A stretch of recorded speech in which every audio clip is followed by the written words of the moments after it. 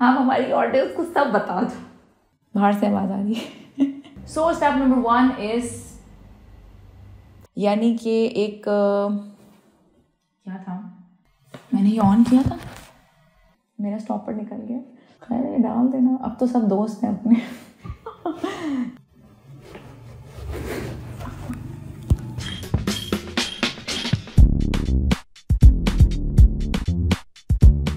Hello and अस्सलाम वालेकुम, क्या हाल हैं आप सबके। आज मेरी तबीयत काफ़ी डाउन है, रात में मेरी नींद बहुत डिस्टर्ब रही है, बट टुडे इज़ थर्सडे और हम इसको मज़ीद डिले नहीं कर सकते थे, इसलिए हमें आज ही शूट करना था because this video is going to go live on Saturday इंशाल्लाह। Today we are recording for our motherhood segment. जो आज हम टॉपिक करने लगे हैं, it's called how to teach our children emotional intelligence. So let's get started.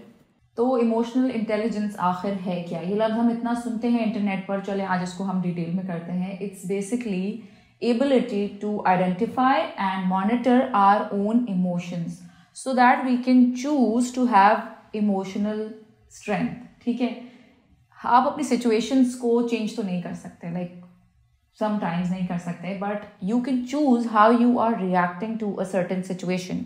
तो ये emotional intelligence हमने अपने बच्चों को क्यों सिखानी है, पहले हम वो देख लेते हैं। हमने सिखानी है इमोशनल इंटेलिजेंस अपने बच्चों को क्योंकि it will help your child feel self motivated and your child will feel much more fulfilled and it helps with communication, ताकि वो अपनी बात क्लियरली दूसरों को समझा सकें और दूसरों की बात भी अच्छे से समझ सकें। It will help them to accomplish a lot more goals. So it's basically like a recipe to success. तो मैंने इस रेसिपी को ब्रेक डाउन किया है 4 स्टेप्स में, तो हम बारी बारी सब देखेंगे। तो अगर आपको मोटिवेटेड, रेजिलियंट और कॉन्फिडेंट बच्चा चाहिए तो ये तो करना ही करना है, इमोशनल इंटेलिजेंस बच्चों को सिखानी ही सिखानी है। So step number 1 is parents have to work on their own emotions. और ये बड़ा ही मुश्किल काम है और मुझे ये पता है क्योंकि आई थिंक मेरी अपनी पेरेंटिंग जर्नी में जो सबसे मुश्किल चीज़ मैंने फेस की है, कर रही हूँ, दैट्स माय ओन इमोशंस। क्योंकि अपने आप को रेगुलेट करने के लिए ये ज़रूरी है कि आपको अपने इमोशंस के बारे में अवेयरनेस हो, आपको अपने बारे में अवेयरनेस हो, अपने ट्रिगर्स का पता हो। तो ये बड़ा ही मुश्किल प्रोसेस है, पर ये करना ही करना है। अगर हमें आगे ये डैमेज नहीं देना और इस डैमेज को रोकना है तो ये काम अपने ऊपर करना पड़ेगा। अब ये जो है कि अपने इमोशंस पे काम करने के लिए ज़रूरी है कि पहले आप अवेयरनेस हासिल करें अपने बारे में। अब ये जो अवेयरनेस वाली जर्नी है, इस पर डिटेल भी एक और वीडियो की जा सकती है, but for right now I just want to focus on the 4 steps we need to focus for our kids. तो ये वाला हम पार्ट बाद में करेंगे, लाइक डिटेल में बाद में करेंगे। अभी मैंने आपको थोड़ा सा तो बता दिया कि getting awareness about your own emotions and what are the practical steps that you can do to gain awareness on yourself, वो हम बाद में करेंगे। Step number 2 is teaching them cause and effect with emotional unloading. Emotional unloading is basically emotional vomit. So it's, अच्छा मैं example देके बताती हूँ। If something is tasting bad in your mouth, you want to spit it out. If you're feeling sick, you want to throw up, right? तो इसी तरह emotions का भी होता है। when there is a bad emotion inside you, you want to get it out, but you cannot get, वो किसी और पे तो नहीं आप जाके अपनी emotional vomit कर सकते। तो बच्चों को ये cause and effect हम सिखा सकते हैं कि if you are going to do that, people will distance themselves from you, या they'll start protecting themselves। मुझे ना सर्दी लग रही है, आई थिंक मेरे वर्ड्स इसलिए इधर उधर हैं आज, ऑल ओवर द प्लेस। तो ये आप सिखा सकते हैं। It's like a negative consequence, if you do that तो फिर ये हो सकता है, तो फिर लोग आपसे दूर हो जाएंगे, अपने आप को प्रोटेक्ट करेंगे, जो अभी मैंने कहा।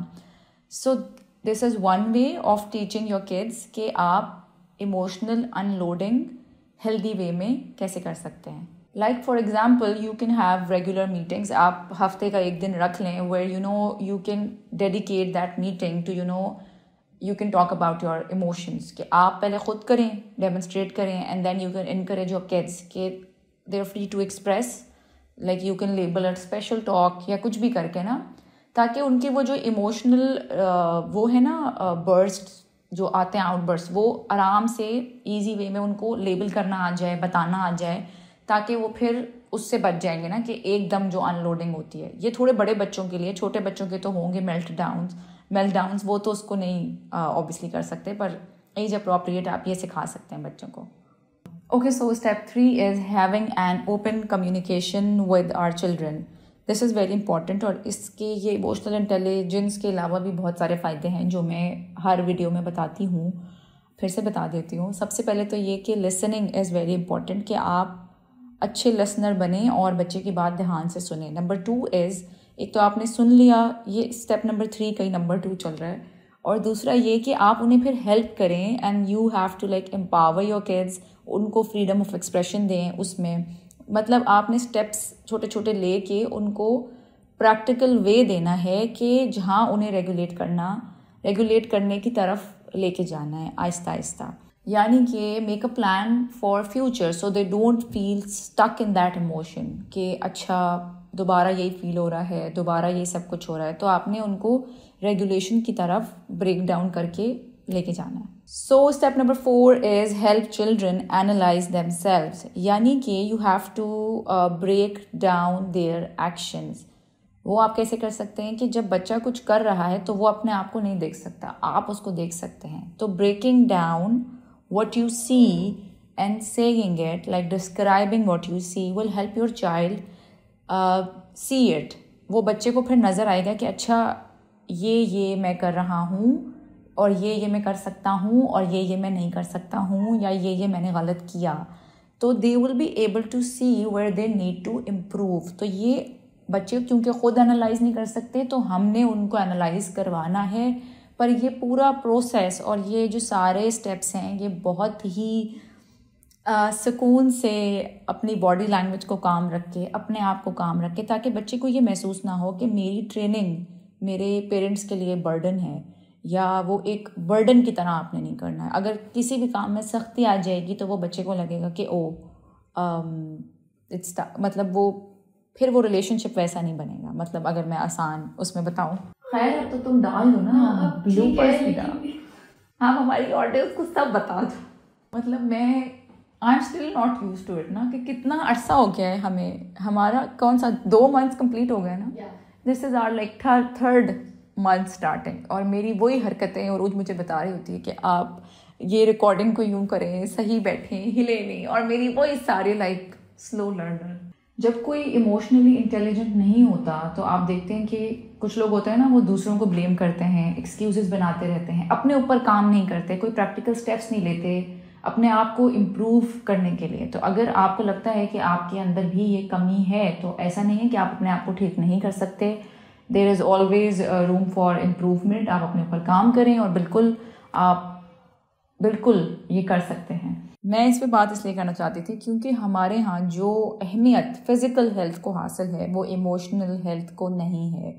माँओं को बड़ा ख्याल होता है कि बच्चे की न्यूट्रिशन पूरी हो, खाना पीना ठीक हो, कपड़े अच्छे हों, सफाई हो, पढ़ाई बहुत अच्छी हो। लेकिन यहाँ आई थिंक हम उस तरह से ध्यान नहीं देते, क्योंकि ऑब्वियसली वो अहमियत हासिल ही नहीं ना सोसाइटी में। अब क्योंकि अल्हम्दुलिल्लाह आ रही है अवेयरनेस, लोग इस तरफ भी सोचते हैं कि बच्चे की फीलिंग्स कितनी ज़रूरी हैं उसकी पर्सनालिटी को शेप करने में, उसकी आगे पूरी ज़िंदगी के लिए। सबसे पहले इमोशन होता है, फिर फीलिंग होती है, फिर बिहेवियर होता है। तो अगर आपको पता ही नहीं चलता कि इमोशन कब फीलिंग बन गई और फीलिंग कब बिहेवियर में ट्रांसलेट हो गया, कब आपने चीखना शुरू कर दिया, कब आपने अपना अग्रेसिव जो आप फील कर रही थी वो सब कुछ आपके बिहेवियर में आ गया, तो आप ये बच्चे को कैसे सिखाएंगे कि वो फिर कैसे रेगुलेट करेगा। तो ये डेमोन्स्ट्रेट तो करना ही करना है, और ये सीखना ही सीखना है इंशाल्लाह। अब अपने इमोशंस के बारे में कैसे अवेयरनेस हासिल करनी है, जल्दी जल्दी मैं इसको थोड़ा सा बता दूं कि you have to basically like recognise and then deconstruct your emotions. ठीक है, जैसे फॉर एग्जांपल अगर आप, जो आई थिंक सबसे ज़्यादा जिस चीज़ ने मुझे हेल्प किया है दैट्स जर्नलिंग। तो आप सबसे पहले ये करें कि डेली अपनी जर्नलिंग शुरू कर दें, जिसको आप रिफ्लेक्टिव जर्नल्स जिनको हम कहते हैं। उसमें यह है कि लाइक फॉर एग्जांपल जो लोग मुझसे पूछते हैं कि रिफ्लेक्टिव जर्नल्स में क्या करें, तो आपने ये लिखना है उसमें कि व्हाट एम आई फीलिंग, सबसे पहले कि मैं क्या फील कर रही हूँ। नंबर 2, क्या हुआ था या कब से मैं ये फील कर रही हूँ, कब से ये फीलिंग स्टार्ट हुई है। एंड देन नंबर 3, किस वजह से मैं ऐसा फील कर रही हूँ। तो it will take you to causes and reasons. And then जब कॉजेज़ और रीजंस पे आप जाएंगे तो आहिस्ता आहिस्ता वो इमोशन डिज़ोल्व होता चला जाएगा। आप उसको, आपका दिमाग डीक्लटर होता चला जाएगा कि अच्छा ये हुआ था, अच्छा इस वजह से। एंड देन जब आपको अवेयरनेस मिलेगी ना अपने बारे में कि ये होता है तो मैं ऐसा फील करती हूँ, ये हुआ था, तो आपको पैटर्न्स पता चलते चले जाएंगे। फॉर एग्जाम्पल मैं अपनी मिसाल लेके बताऊँ तो व्हेन आई स्टार्टेड जर्नलिंग, तो मुझे मतलब आई वाज शॉक्ड कि इतने अरसे तक मुझे पता ही नहीं था कि पीरियड से लाइक 2-3 दिन पहले I use to feel my emotions were are all over the place. तो for the very first time जब मैंने जर्नलिंग शुरू की, एक महीना गुजरा, 2 महीना, 3 महीना, and then I was able to pinpoint कि अच्छा इट्स PMS। और इसी के अराउंड मुझे ज़्यादा गुस्सा आता है, या मैं ज़्यादा अपसेट होती हूँ, या मुझे ज़्यादा रोना आता है। तो क्योंकि मुझे पता चल गया ना अपना कि अच्छा अब ये है, तो मैं क्या करती हूँ, मैं उसको मैनेज कर सकती हूँ ना, कि मैं अपना काम कम रखूँ, अपना फिजिकल काम कम रखूँ, अपना मेंटल स्ट्रेस वाला काम कम रखूँ। तो मैं अपने आप को वो मार्जिन देती हूँ कि मैं रिलैक्स रहूँ उन दिनों में, मैं ज़्यादा काम ना करूँ, ताकि मैं अपने आप को किसी भी तरह से ट्रिगर नहीं करना चाहती। तो आपको जब पता चल जाता है कि आपको कहाँ कहाँ क्या क्या प्रॉब्लम्स हो रही हैं, तो आप मैनेज कर सकते हैं। तो I think journaling was very very and is very very helpful in my case। तो मैं आप सबसे कहूँगी कि बस अपनी डेली मेंटेन करें, उससे ही होगा। उससे क्या क्या होगा, like you guys have no idea. तो प्लीज़ ये करना शुरू करें। ऑल्सो अब जिस तरह लेबल करा व्हाट एम आई फीलिंग, तो if you are feeling bad, तो feeling bad can be feeling anxious, feeling frustrated और फीलिंग अफ्रेड। तो ये जब आप करेंगी ना रोज़ रोज़, तो आपको ये पता चल जाएगा कि अच्छा बैड में से क्या फीलिंग है, कि क्या मैं नर्वस फील कर रही हूँ या मैं अफ्रेड, जो भी है ना। तो फिर वो आपको लेबल करना आएगा। And when you are able to label your emotions, you will be able to deconstruct का मतलब ये है कि फिजिकल सेंसेशंस जो आपकी बॉडी में आती हैं हर इमोशन के साथ, ये मैंने अभी साइकोलॉजी में पढ़ा और मुझे बहुत मज़ा आया। And I want to share it with all of you कि हर इमोशन की ना बॉडी में एक सेंसेशन होती है। For example when you are feeling stressed, तो आपका हार्ट रेट ऊपर चला जाएगा, आपका चेस्ट कंस्ट्रिक्ट होगा, you will have sweaty palms. अगर आपको गुस्सा आ रहा है तो you will be feeling heat in your body. आप अपना जॉ कभी क्लेंच कर रहे होते हैं, कभी फिस्ट क्लेंच कर रहे होते हैं। तो ये फिजिकल फॉर्म ले लेता है आपके इमोशन। तो ये फिर आप इसको कनेक्ट करना सीख जाएंगे। जैसे for example if you are feeling sad, तो your body will feel heavy and you would want to stay in bed, कि बाहर नहीं निकलना, कोई काम करने का दिल नहीं जा रहा। तो ये जो इमोशंस है ना, ये फीलिंग्स बनते हैं और फिर ये हमारी फिजिकल सेंसेशंस में आते हैं। तो फिर जब आप कनेक्ट करना सीख जाएंगे, जैसे मुझे जब गुस्सा आता है तो आई फील, मुझे वो हीट महसूस होती है अपनी बॉडी में, तो मुझे पता चल जाता है कि ओ अच्छा, अब क्योंकि मुझे फिजिकल सेंसेशंस का पता है, तो मेरे पास ये अवेयरनेस है कि ओ मुझे आ रहा है गुस्सा। तो I will just try to distance myself, कि मैं थोड़ी देर अकेले बैठूंगी, या मैं ब्रीदिंग करूंगी, या मैं पानी पीऊँगी। तो आपको फिर मैनेज करना भी आएगा। जब आपको रिकग्नाइज करना आएगा तो आप फिर मैनेज भी कर सकेंगे। तो these were the few tips.